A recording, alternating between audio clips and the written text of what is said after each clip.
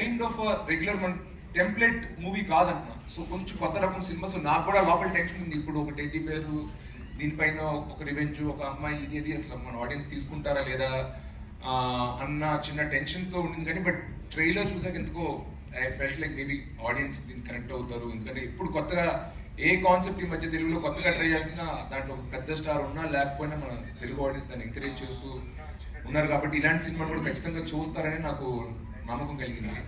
So I hope all of you really enjoy the trailer. నేను ఇంకా ఇక్కడే ఉన్నాను కానీ నా మైండ్ అంతా ఆడియన్స్ ఎలా రిసీవ్ చేసుకుంటారు, చూసిన వాళ్ళకి ఏమనిపిస్తుంది ట్రైలర్ గురించి నచ్చిన టెన్షన్గా ఉన్నాను నేను కూడా. మీకు నచ్చిందా? Okay, thank you.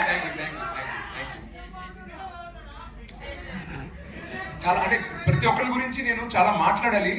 ఇప్పుడు మళ్ళీ స్టార్ట్ చేస్తే చాలా నేరం అవుతుంది.